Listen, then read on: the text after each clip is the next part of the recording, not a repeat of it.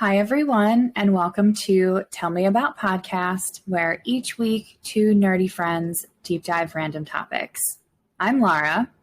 And I'm Tom. And this is episode number 32.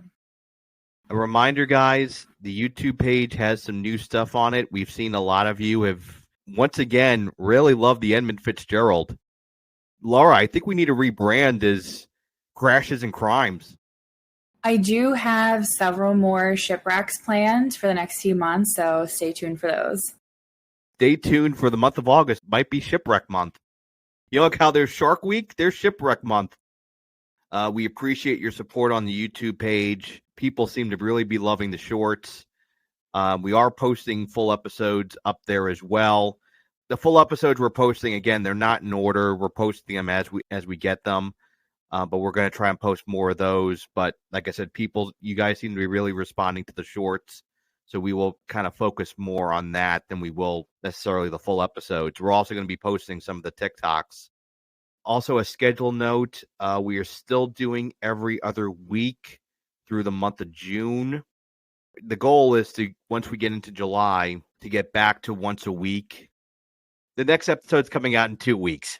And that's going to be one kind of I'll give just a very, very quick preview of it. It's going to be kind of emptying the notebook, so to speak, in journalist parlance. A couple of kind of shorter dives that aren't really worth full episodes on their own, but together I think are going to be pretty fun to talk about. So keep an eye out for that coming up in 2 weeks. So today we're going to talk about Biosphere 2, the largest closed system environmental research project in history. So Tom, what do you know about Biosphere 2? That it was not called Electric Boogaloo. It was not. I know it was part of a biological experiment. Is that basically what it was? Yes, that is the shortest possible description. There's a lot more to it than that we're going to get into. But yeah, I'm really interested to hear your thoughts and reactions. I think you're going to have some feelings about this one. I'm sure I will. All right, you ready to get started? I'm ready. So our story begins in the mid-1960s with a man named John Allen. After traveling the world and studying different cultures and ecosystems, John settled in San Francisco and decided to start a countercultural community, or commune. He gathered a handful of like-minded people that he knew and invited them to join his community. And now, back in the 1960s, communes weren't super uncommon, especially in California, the most famous one being the Manson family and Spahn Ranch. Now, John's group was no Manson family. They were essentially a group of intellectuals who were interested in exploring the human potential. Their first venture was an acting troupe called the Theater of Possibilities. You're already laughing. It's very weird that you go from scientists that want to study the human condition and goes right to acting troupe. That seems like a very wide left turn. Oh, it is. They do a lot of different diverse things, but we'll get there. So, as I mentioned, they had an acting troupe called the Theater of Possibilities, where they put on plays and shows in order to fund their commune. So it was essentially, I think, the easiest thing they could do to bring in money. By 1969, the group left San Francisco and moved to Santa Fe, New Mexico, where they purchased a large plot of land they called Synergia Ranch. They started growing their own food and continued to put on plays with their theater group. John studied the philosophies of thought leaders, one of them being an author by the name of Buckminster Fuller, and he wrote a book called The Operating Manual for Spaceship Earth. Fuller talked about the challenges that humanity faced, ensuring that our planet was sustainable well into the future. John was inspired to build this geodesic dome, and there was one very similar that was referenced in Fuller's book. With the help of his commune, the construction of the dome was one of their first big projects. They also focused on studying the sustainability of their farm and later built a ship and opened businesses around the world, including an art gallery and a hotel. This geocentric dome, was it like a ball? It was like half a ball. So it just imagine like a giant dome. I don't know what makes it geodesic or not, but it essentially had all these like interconnecting like steel tubes and glass. Like it was pretty serious. This thing was nuts. I heard Spaceship Earth and my mind went to Epcot. It does look similar to that. Yeah. It's probably less of a sphere. Like I said, it's about half. Like if you cut like a ball in half, like it's the top half of it. That's what it looked like. Because now I'm thinking that Epcot was named after a commune. Despite all these projects, John just couldn't shake his interest in Earth's sustainability and a potential ecological disaster that may happen in the future. With the first moon landing in 1969 and the scientific and media focus on inhabiting other planets, he told his group that he was determined to enter the space race, just in his own way. So, from that greatest of resources, Wikipedia, comes this entry on the Spaceship Earth ride at Epcot. The structure was designed with the help of science fiction writer Ray Bradbury, who helped write the original storyline for the attraction, which was, I remember, I think, narrated by Orson Welles. But the term Spaceship Earth was popularized and also used, taken from Buckminster Fuller, who popularized the geodesic dome. And actually, we'll put this up. So this is what the geodesic dome looks like. And Laura, off air, I was telling you about the Montreal Biosphere. That's what it looked like.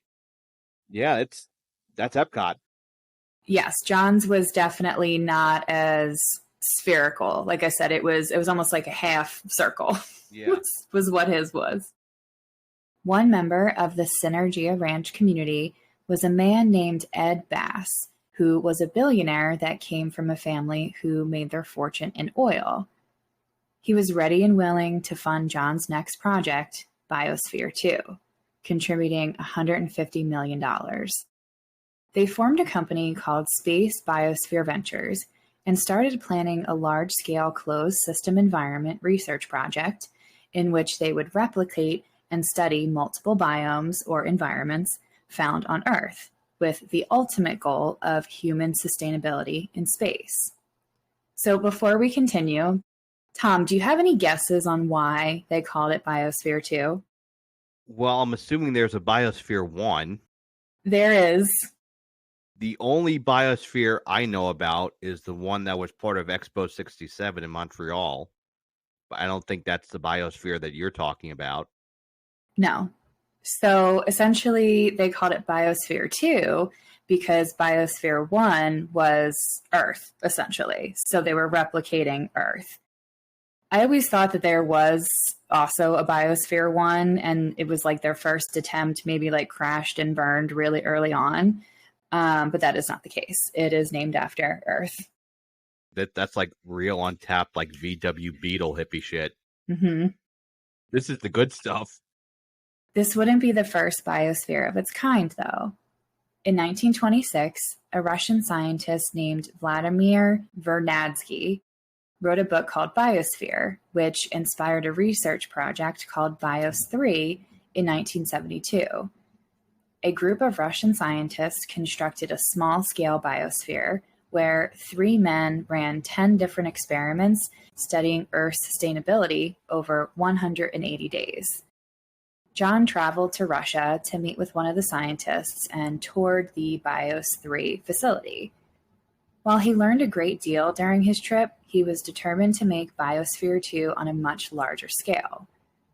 John and Ed knew that the biosphere itself wouldn't give them a return on their investment, but constructing successful biospheres in space would be their financial windfall.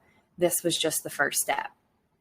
Now, years later, in a recent interview, John says that he wasn't trying to build a successful biosphere, he was learning how to build one, which, that's just semantics to me. Like, you knew what you were trying to do.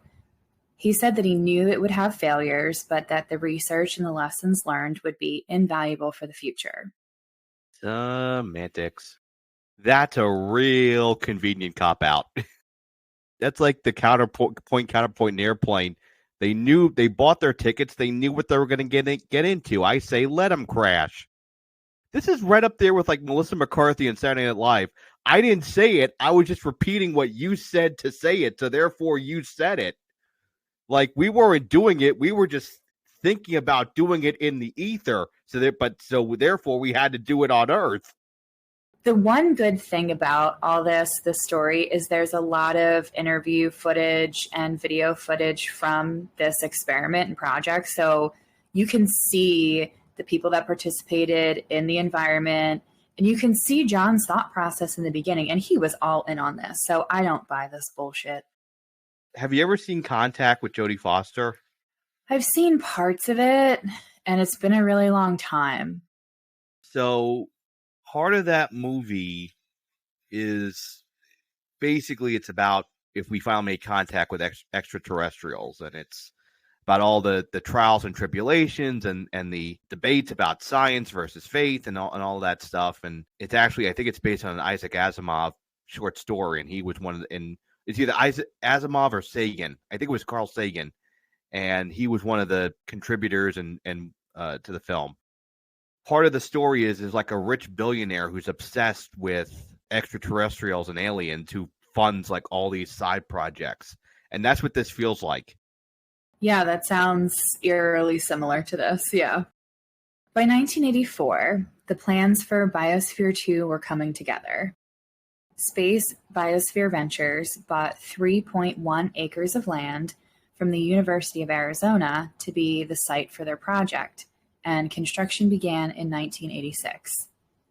The facility was designed to have different areas based on various biomes, including an ocean with a coral reef, a fog desert, a rainforest, wetlands, and a savanna grassland, as well as farming areas and living quarters with a workspace. Built from steel tubing and framed with high-performing glass to keep the heat out, Biosphere 2 was meant to be fully independent, regulating its own temperature, oxygen levels, air pressure, and weather conditions, powered by natural gas and solar. A massive underground system called the Technosphere controlled most of the conditions in the biosphere. There were also 2 huge geodesic domes, also called lungs, that were constructed that essentially just controlled the air pressure. And inside them both were these massive, large diaphragms, and they weighed about 40,000 pounds each. And they would float, but they would rise and fall as the air pressure was expanded or compressed. I watched this video of somebody that took a recent tour of it, and they're still there and they're still working, and it's just to see them float, like it was just really weird how that works. I mean, science, right? You know, once you take out kind of the wackiness of it, it's really kind of a technological marvel that they were able to do this, you know, in the late 80s. You know, you think about how far we've come just in the last 20 years. But the fact that you undertook this, I mean, they built an infrastructure. Like, other people refused to do it. But they did it for a biodome. This is quite an undertaking. It was. It definitely was. And as you mentioned, the technology used in Biosphere 2 was really impressive for the late 80s, as was the price tag. It had an original cost of $30 million, and the final cost for Biosphere 2 was nearly $200 million, though John and Ed thought that the undertaking was more than worth it. Exactly one Avatar movie. As the facility neared completion, they had to choose which plant and animal species that they wanted to include in Biosphere 2. They essentially described it as similar to filling Noah's Ark, which I think is a little much to compare it to that. Someone has a very high opinion of themselves. You'll see throughout the story there is no lack of ego for some of the people involved. So they ultimately included 3,800 different plant and animal species in the research. They also had to choose their candidates to live in Biosphere 2 for 2 years while conducting the research. The process was interesting, to say the least. Most of the candidates were residents of Synergia Ranch and essentially auditioned for John. They gave these videotaped interviews of why they should be chosen and what the Biosphere project meant to them. Do you remember those video dating tapes from the 1980s? Well, that was the level of cringe that these were. A lot of them were just like excessively idealistic about what this experience was going to be. And one of the candidates that was chosen said years later, quote, maybe we were a bit naive. I would like to be a human experiment. I'm also looking for a single white female who's into animals. I enjoy long walks in the fog dome. Well, if you liked that, you're going to love this next part. Candidates also participated in improv class exercises, and John would study how they performed and reacted to each other. He said that he didn't want anyone that was a follower. And there is footage of this, of him instructing these potential candidates and them like dancing around and doing these different, physical activities of improvisation. And it's just, this is how you choose the researchers for this project. Like, it's just crazy. Like, I'm now just imagining like Michael Scott going up to all of them with a finger gun. I think this was the equivalent of Michael Scott choosing the researchers for this. Yeah. It's the finger gun standoff in Andy and Dwight, and they're all pointing the finger guns at each other. Or it's the improv class where he keeps telling everyone he's got a gun. Actually, now that I think about it, I'm pretty sure there was like a whole storyline on Cheers about this, where like I think Fraser Crane's ex-wife like leaves him to go live in like the Biodome project. This would become something that was culturally made fun of a lot, and we're going to see why. But yeah, I can imagine that they poked fun at this because a lot of people did. John ultimately chose 8 individuals, 4 men and 4 women, to participate in Biosphere 2. Mark Nelson, Tabor McCallum, Mark Van Theo, Roy Walford, Linda Lee, Jane Pointer, Abigail Alling, and Sally Silverstone would spend 2 years in the Biosphere facility maintaining and studying a self-sustaining environment without physical contact from the outside world. There were a total of 64 different research projects to be run during the first mission. Though there was a physician, a botanist, and a marine biologist on the crew, not all of them were scientists, and they were about to learn how much that they would be a part of the research themselves. As the mission approached, the media went nuts. Countless news stories, articles, and TV specials packed with celebrities, including Rue McClanahan from Golden Girls did one. Bette Midler did one. They were like a ton of celebrities that wanted to participate in, I guess, promoting this. Did you ever know that you're my biodome? Everybody was really excited about what a groundbreaking project Biosphere 2 was. And it was groundbreaking. There was nothing else like this done before or on this scale, and it got worldwide attention at the time. There were, however, whispers from the beginning about the legitimacy of those running Biosphere from behind the scenes. John and other executives of the company, who were also members of the ranch, were seen as wacky and cultists, not scientists. Some were skeptical about the design and the science of the project. I mean, can you blame them though? Like this is not starting off well, but I have to say, and we'll see why in a minute, like they really kind of kept that on the down low, at least in the beginning. Well, and they had a lot of good reason to, because they wanted to keep the positive press flowing. Like you already kind of see some of just the bad things about corporate America, everything from nepotism to trying to keep the positive press by any means necessary to keep the machine turning at all costs.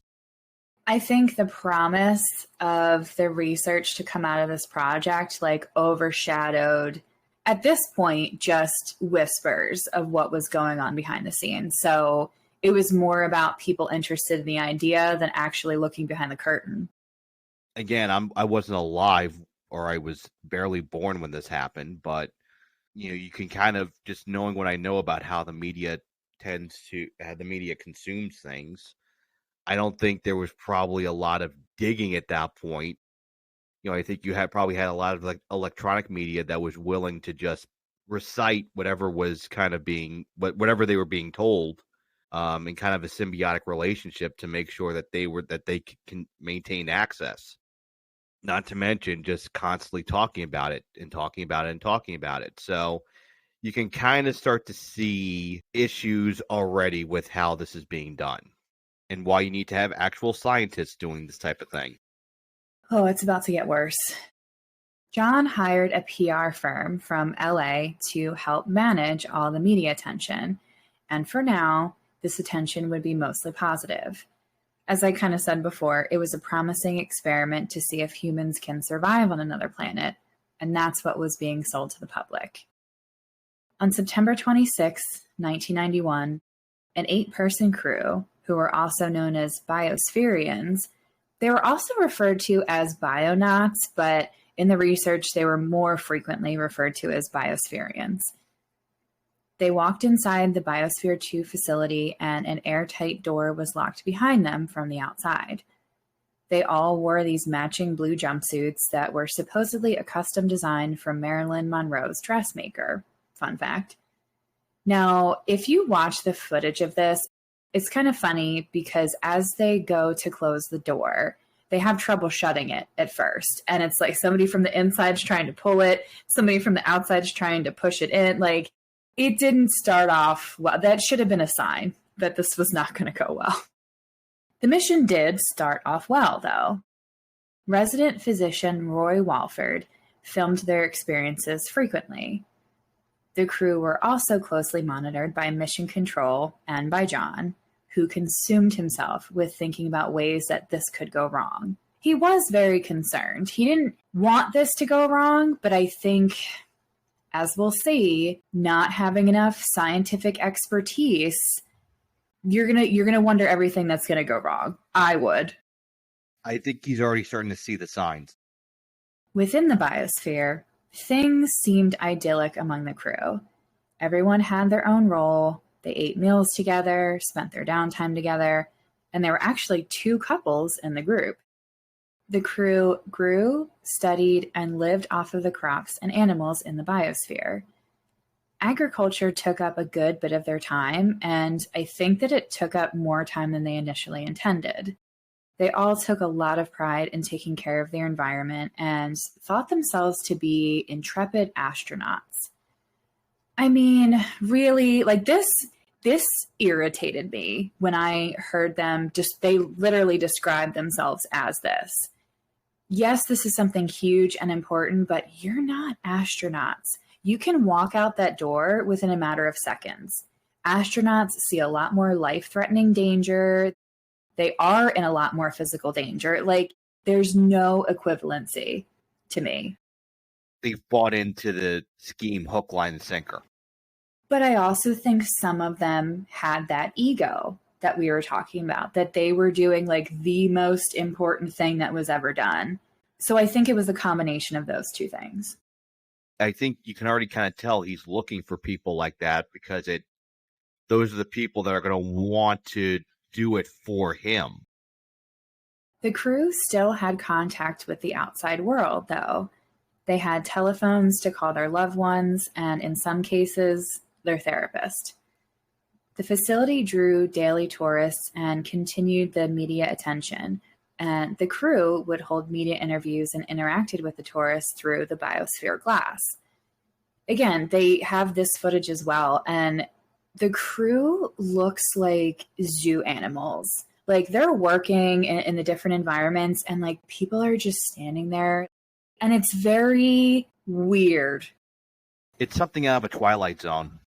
In fact, there was an episode where like a guy gets taken to, I think, another planet, and he is put into like basically what would be considered like they built like a zoo for all these different types of species, and for the human exhibit, they put him in like a house where he's trapped in with like a woman that he's supposed to like mate with.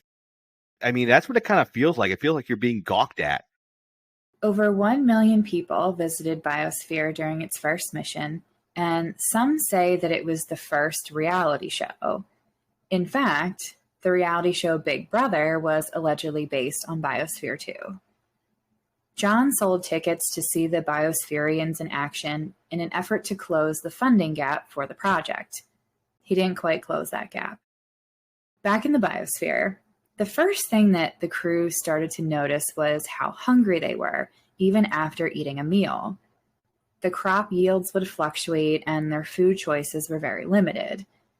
They only had the luxury of coffee once a week, and they didn't have any access to sugar. Bananas were used as a sugar substitute, and the crew were more than happy to eat their banana birthday cakes, which is something I didn't think about at first, that like all the holidays, all their birthdays, like they celebrated them there with each other away from their families. So you don't think about those little things. But again, I go back to they chose this and they knew what they were getting into, at least in terms of that they would be removed for some of these occasions for 2 years. I have no idea what the diet was in the commune where they were living. I would assume it probably had to be high in sugar. I don't know. They did grow a lot of crops and at least tried to live off the land as much as they could, from what I understand. So I don't think that they had as much sugar as you may think that they did. Did they say, like, I know they grew, they had the crops. Like, did they say, like, what a normal meal was? They didn't really go too specific into that, but obviously there were a lot of plants and vegetables and fruits. They did have animals that they consumed. I don't think I included here, but I think it was 1 pound of meat per week that they were allowed. And most of it was just vegetables and leafy greens and stuff like that. I mean, they basically were going through like protein withdrawal. That's what it sounds like. That's probably why they were always hungry. The crew consumed around 1,700 calories per day in the first year and would lose about 16% of their body weight, though they gained some of it back towards the end of the project. Side effects of the weight loss included sluggishness and mental fatigue that likely impacted their work. They also developed an orange tint on their skin from consuming foods that were high in beta-carotene, such as sweet potatoes and carrots, which grew very well in the biosphere. Dr. Walford regularly checked the crew's vitals and blood work, and they maintained relatively good health. Their cholesterol, blood pressure, and immune systems were all good, and their metabolism actually became more efficient. Of course, when you're only eating vegetables. And one of the documentaries I watched about this said, of course this was happening. They weren't consuming what they were used to, but they also made the argument that we, not just Americans, but around the world, we consume more than we need to. So we're already kind of used to a different level of not necessarily what we need, Yeah, but I think at the same time, I think everyone is different. So one dietary restriction is not going to work for someone else. No, but I think they were saying in general, we all kind of eat more volume of food than we should. The next thing that the crew noticed was the quality of the water in the biosphere. As time went on and as they tested water samples, it became clear that they had to purify the water before consumption. The volume of water itself also decreased due to atmospheric condition changes across the different biomes. One day, about 8 months in, a crew member sliced off the tip of her finger in an equipment accident. They tried to handle it within the biosphere, but they made the decision to send her outside for medical treatment. She left the biosphere for 2 days in order to get surgery on her finger and returned to the project with a few extra items. She took back with her 2 large duffel bags, and though it was never proven what items were in there, it's been speculated that she had multiple circuit boards and information to help with the crop yields. The media caught wind of this because it was caught on camera, and they ran with the story. Things started to take a turn in how Biosphere 2 was being reported on, and it was all downhill from here. In terms of scandals, there could have been a lot bigger. I don't know. That doesn't scream like, oh my God, it's, it's all a scam. But you have to remember Yeah. that she left and came back. She brought stuff back with her that compromised all of the research. That Yeah, just that's, the whole purpose of this, yeah. But they tried to kind of just skate past that. I mean, that's, at that point, it's a tainted result at that point. That is true. Now, a month or so after the finger duffel bag incident, the crew noticed that they were having a harder time breathing. When climbing upstairs or even talking to another person, they would quickly be out of breath, and it got to the point where they could barely function.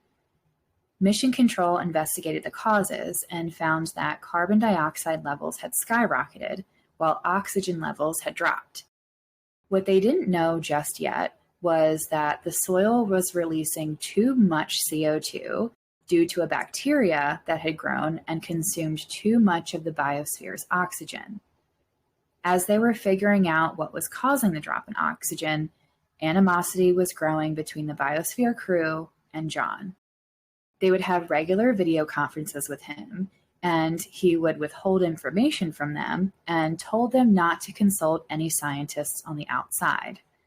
There were arguments about whether the research should continue or if they should get outside help, which split the group into two factions, 2 men and 2 women on each side. I'm surprised it took that long to get, like, not clicky, but like that you would get like two kind of warring sides. One faction thought that they should stay fully independent of outside help, and the other thought that the focus should be on the numerous experiments that could and should be maintained despite outside help. There were also accusations that several crew members were getting supply drop-offs from the outside twice a month, which included seeds, mousetraps, vitamins, and food. I mean, I would also hope that one of them would want to figure out what do we do about the bacteria that's causing us to gasp for air. I don't think they knew that yet at this point. Okay, so they weren't aware of what was going on with the soil. No, not yet. Things got very contentious and there was a lot of infighting. In the footage, you can even see them getting like really snippy and short with each other as they were trying to work. Like the tension was obvious. It got to the point where a psychologist was hired to evaluate each crew member, though he concluded that it was more of a power struggle with no immediate need to intervene. They still could and did work together. So this wasn't a Lord of the Flies situation, but Biosphere turned into an interesting social experiment. Splitting into teams over disagreements is actually not that uncommon among researchers in the Arctic or among astronauts either. We also have to remember that the crew was also suffocating and starving. So, of course, they were mean to each other. Like, it makes sense. And again, those are the only people you have physical contact with for months on end. So, of course, when you see the same 7 people every day, and those are the only people you're having physical contact with, it's going to get to a point where everything is going to drive you up a wall. And then, of course, as you mentioned, you talk about the fact that they were deprived of oxygen, they were deprived of protein, they were deprived of food. Who knows what they were thinking at that point? Brains in their bodies probably were going haywire. During all the infighting, the desert environment started to become too wet due to excessive condensation, and plants and animals were dying to the point where species were becoming extinct, including hummingbirds and honeybees. 2 populations that did do well in the biosphere were ants and cockroaches. Environmental conditions led to their exponential growth, and they became a threat to the biodiversity of the biosphere. They were everywhere. There was actually one video that shows one of the crew members like vacuuming up like dozens of cockroaches out of a sink. Like it was gross. I mean, cockroaches can, survive like nuclear bombs. So is it really that shocking that they survived in the biosphere? Yeah, so do Twinkies, but you also don't want to be vacuuming up Twinkies that are all over your sink. I'd rather vacuum up Twinkie crumbs than cockroaches. When I freak out when I walk through a spider web, like, and, oh, no, no, no, no, no. That No, tracks for you, yeah. no, like I can't have anything crawling around near me. No, my knees get weak and I almost buckle and and faint. I can't do it. Yeah, you wouldn't have done well at this point in the biosphere. Let me ask you that as we're kind of on that topic. Would you have participated in something like this? Not for all the money in the world. Like, I could not be isolated for that long. Like, I'm already a hypochondriac. I think I'd have everything. I think everything is a warning sign. And as much as I try to kind of think I'm an introvert, like, I couldn't imagine staying in one place and not going anywhere. It was hard enough to do that during COVID, where all I was doing was going back and forth from work. I can be very much a homebody and I like creature comforts and my own things. So I don't think I would do very well in this. Plus, I like being outside too, just like in the sun. And you don't really get that opportunity. It was artificial sun and kind of manufactured conditions, but it's not the same. You're already in there for months. Like, going outside at that point had to just be disorienting. Breathing a completely different oxygen, you have natural light. They didn't really talk much about that, like what the physical health effects were on them when they left. So I would be interested to learn more about that. Yeah, but they didn't mention it in the documentaries that I watched. The astronauts have to go through all sorts of like testing before they go into space. And then I'm sure there's like there's like some sort of a reacclimation period when they come back. But again, that's a much more drastic difference than what these people went through. Now, the ongoing issues in Biosphere were continued to be leaked to the media, and the coverage turned mostly negative. The project was called out for crisis after crisis, accused of being a stunt and a fraud, and more of a competition than an experiment. Time magazine wrote at the time, quote, "Now, the veneer of credibility, already bruised by the allegations of tamper-prone data, secret food stashes, and smuggled supplies, has cracked. The 2-year experiment in self-sufficiency is starting to look less like science and more like a $150 million stunt." I kind of get that sentiment. Oh, this looks like corporate bullshit. I don't think, I mean, we'll get to it. I don't think it was corporate bullshit. I think it was being wildly misguided and misinformed about the science that this took to pull off. Conversely, one of the Biospherians said that the news had turned them into contestants on a game show, watching to see whether they were going to survive. Feeling the pressure from the media, the public, and the crew, Ed Bass stepped in and formed a scientific advisory committee in an effort to gain insights from scientific experts and to give the project some credibility. John, unsurprisingly, felt threatened by the committee, and he and some of the crew members frequently argued with the scientists. At one point, a scientist on the committee compared John to an abusive parent, and the crew were his children that were trapped in his bubble. After a lot of discussion, about a year and 4 months into the project, it was decided that tanks of liquid oxygen would be brought into Biosphere 2 to help raise the oxygen levels, and a carbon dioxide scrubber was also installed to reduce the CO2 levels. 10 scientists on the advisory board quit after that. Now, I don't think it was about the decision itself, because I think they agreed with the decision that this is what needed to happen to protect the safety of the researchers inside. I 100% think that it was John why they quit. Oh, I think so too. Like, mostly scientists will agree the researchers dying is a bad thing, and you should try to avoid that whenever possible. So I said corporate bullshit. I want to rephrase that. I don't think it's corporate bullshit. I think it's rich man thinks he's God bullshit. I think it's closer to that. Yeah. They have any like televisions? I think they did. I mean, they were on video conferences, so I think they had as much technology as was available at the time. I'm trying to think in the footage if I remember seeing televisions, but I'm sure that they had them. Because, like, I'm wondering about what the psychological effect would have been of knowing you're in this project and seeing all this now negative media coverage about you. I think that some of them felt that it was warranted, especially as the project went on and they kind of saw John's responses and behaviors. It was like, okay, yeah, I kind of see what they're saying, you know? Well, and that's part of it, but I'm also thinking about just like how that has to make them feel personally, basically becoming the butt of a joke, of a media joke. That's why I'm wondering about the television. Like, would they have had any knowledge of what was being said about them? If they didn't have televisions for some reason, like I said, they had pretty frequent contact with people on the outside via telephone. So I think that they were informed, if they weren't aware, that they were informed by other people how this was coming off.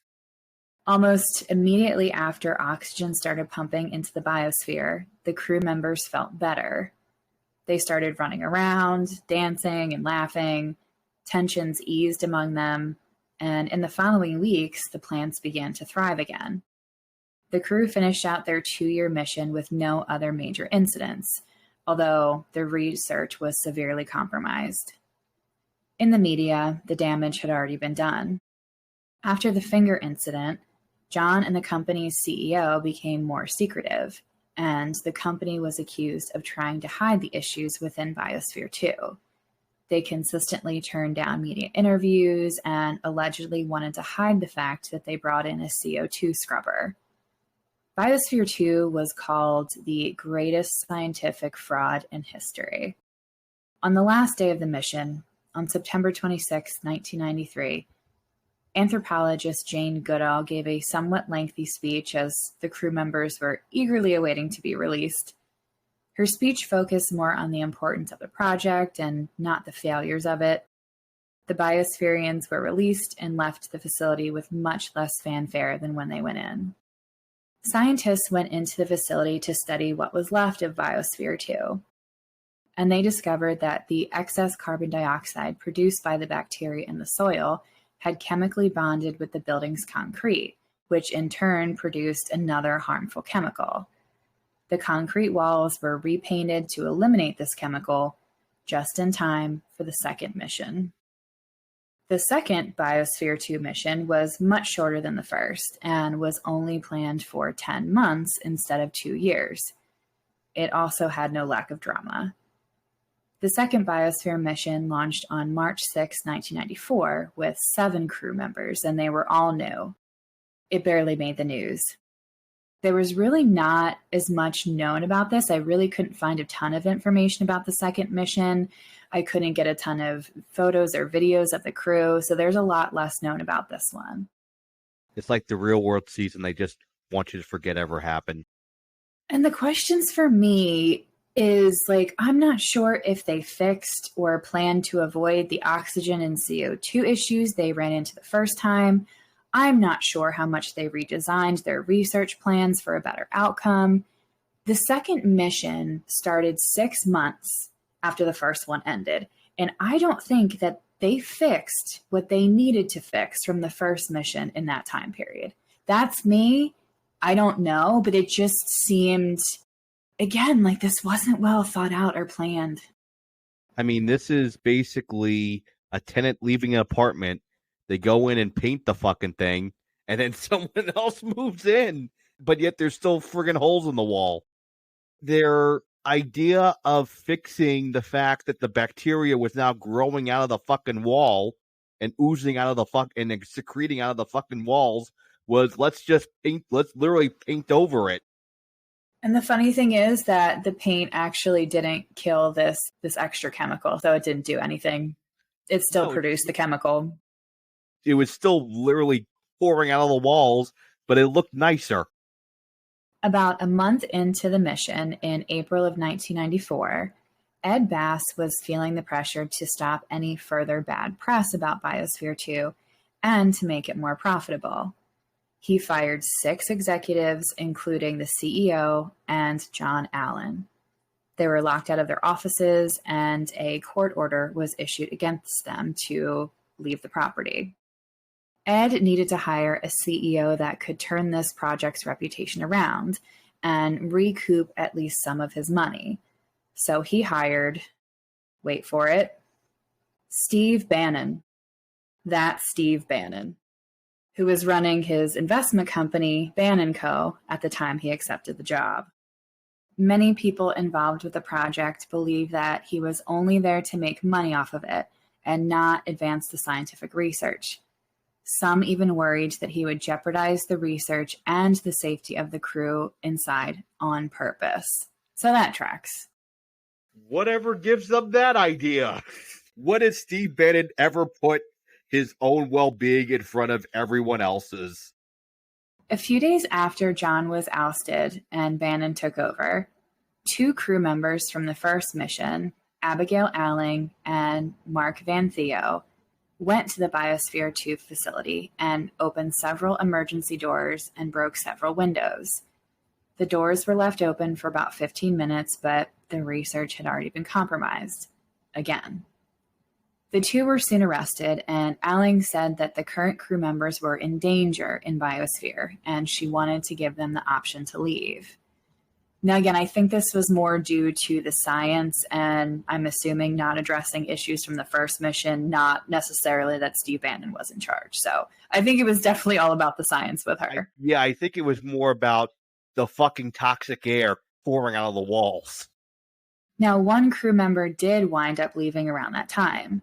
Captain Norberto Alvarez Romo left the Biosphere citing a family emergency. The timing was a bit suspicious, though, as his wife was a chief executive and was suspended by the company right before he left. By June, Space Biosphere Ventures was dissolved as a company, and the business management was contracted by the company's financial partner, Decisions Investment Company. The second mission's crew was still inside the Biosphere when this was happening, and it's unknown what, if anything, they knew about what was going on with the business at the time. The project struggled along for another few months and ended prematurely in September of 1994, only 6 months into the mission. Hedge funds, baby. Bannon stayed with the company for another 2 years, and as soon as he left, he was promptly served with a civil lawsuit for, quote, abuse of process by the 2 former Biospherians who broke into the facility during the second mission. Bannon was called abusive and that his only goal was to destroy the entire project. The Biospherians won the lawsuit, and the company had to pay them $600,000. Much of the research on the Biosphere 2 missions were never analyzed, as it was either lost or made unavailable, which is really a shame because I think that there was so much that could have been learned from this. Even with the project itself being compromised, like you still had data that you could analyze. And the lost data in the scientific community has been referred to as a scientific crime, essentially, which I see that. Yeah, and like no one stopped to think of what to do about the bacteria growing out of the fucking wall. Like I keep going back to bacteria in the fucking walls. That's kind of a red flag. It doesn't really do much for furthering the research if all the researchers can't breathe and or are dead. There was still plenty of criticism for the founders of the project, with one scientist noting, quote, the group that built, conceived, and directed Biosphere 2 is not a group of high-tech researchers on the cutting edge of science, but a clique of recycled theater performers that evolved out of an authoritarian and decidedly non-scientific personality cult, end quote. That just, I think that really sums it up right there. This is so Silicon Valley. It's painful. Like, congratulations, you invented a petri dish. This is right up there with like Silicon Valley inventing like a car tube that's just a stupider subway. You haven't made any science. You were trying to make a lot of money from this, and they just didn't. As for John, he returned to Synergia Ranch with some of the original Biospherians and company executives. They still live on the ranch today, and John just turned 95 at the beginning of May. Two prominent movies came out of this debacle: the 1996 comedy Biodome, starring Stephen Baldwin and Pauly Shore, poking fun at the project. It only grossed $13 million and was a complete flop, just like Biosphere 2. Biosphere 2! We only got Baldwin Brother 3! We couldn't even get Billy. Do you remember this movie? I think I saw it like towards the end of the 90s and just thinking that it was really dumb, and I didn't realize it was connected to this whatsoever. I never saw it. I've heard of it. Lord, I saw the advertising for it. It was Pauly Shore. I never got Pauly Shore. Pauly Shore was for a very specific subset of people, and that was not me. Also, I was 8 when this came out, so I wasn't the target audience anyway. But I remember seeing all the advertising for it, and I now have absolutely no desire to ever see it. Let's see. Pauly Shore and the third string Baldwin flopped? No, how could it? In 2020, a documentary called Spaceship Earth was made telling the story of Biosphere 2, and it was a lot more well received than Biodome, as you can imagine. As for the Biosphere facility itself, management was transferred to Columbia University, who continued to run small-scale research projects until 2005. It was later sold to CDO Ranching and Development for $50 million in 2007, with plans to build homes and a resort hotel on the land. That same month, the University of Arizona announced that it would take over the research at the site, and plans to rebuild the site were quashed. Ed Bass continued to donate millions of dollars over the years to help keep the research going. Today, Biosphere is still conducting research with the different biomes, including 2 large-scale projects that are certainly more scientifically sound. The first one is the Landscape Evolution Observatory, which is studying how water moves through soil by monitoring data from 1,800 sensors to better gain an understanding about the movement of water, something that we still don't know a ton about. The second project is the Lunar Greenhouse, which is studying how to grow vegetables on the moon or on Mars through a bioregenerative life support system that recycles and purifies water through plants. So I really think that currently they have a lot of good research going on, and I feel a lot better knowing that it's actual scientists and researchers on this, and hopefully they'll get some really good data. That seems like actually useful and good research. And what should have probably been done from the start. That would have made a lot more sense than let's just stick a bunch of people in here from, commune Second City and see what happens when we deprive them of oxygen for 2 years. So that is the story of Biosphere 2 and how the world's largest contained experiment in history turned into a nightmare. Although it would have been very, very fitting if it had ended up being turned into like a golf resort. That would have been the ultimate just American story. From research into another golf course in Arizona. And it sounds like, from what I gather of this, a lot of good people fought really hard to make sure that that didn't happen. My overall thoughts on Biosphere 2 is there's one side of me that sees this for the failure that it was. It was not well thought out. It was not well planned. It was put together. I love how you put it, a commune of Second City participants. It was doomed from the start. But when you see the raw footage of this back in the 80s and 90s, I think that the Biospherians and John had good intentions. They were just wildly misguided. When you were finishing up, I went and I looked and I saw a picture of what it actually looks like. It's not what I was expecting. I had been to the Biodome in Montreal, which is, I mean, obviously that it's a tourist attraction. There's not people living there. It's all just different, ecosystems.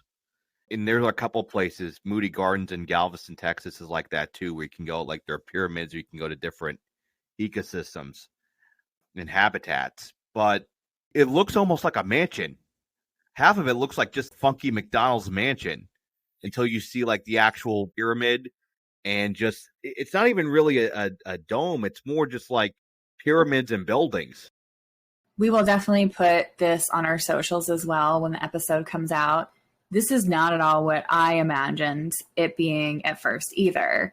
And like I mentioned in the beginning, there's like separate different buildings. You have, the domes where, that control the air pressure. And then you have this larger building. But yeah, I envisioned just this one massive structure, and that's not what this is. And that's what I thought. And I think if I remember the advertising from the movie, that's how the movie portrayed it too, is like a giant just bubble. I think that was for comedy purposes. I mean, I think that was for comedy purposes, but like that was when you were telling me about this, that's what I thought. And not domes in the sense of like grounded, but just domes in the sense of just glass ceilings. Now, some people argue that there were just too many unknowns in the project, and the study can't be replicated, which is a key component in scientific research, that it has to be able to be replicated. And I thought too, as I was looking into this, like the outside conditions like didn't really mimic the moon or Mars or anything like that. And I don't think they fully controlled the inside environment as well as they could, even before it was compromised. So I don't think that this was the correct controlled environment to get the data that they thought they were going to. This was not the way to get an experiment that you wanted to get. This would have been a good experiment to do what it's being done with now, is to study like soil patterns and things like that. If you wanted to do something about living in space, it had to be done by NASA in a massive facility where you can control things like artificial oxygen, which is what you would friggin' need on space. Like the whole point of space is you're in a fucking vacuum. There is no natural oxygen. Yeah, I don't think that this was well set up at all. But again, that's what happens when you don't have a ton of scientists in the planning and design of this. But no, this is what happens when you have one rich guy and someone who and a bunch of people who want attention.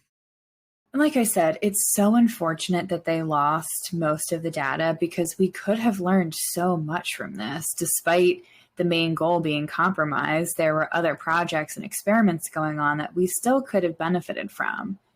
And I think it really just shows how little we understand about Earth and its processes, even though that we do study it a lot. We're super into climate change right now and trying to prevent that.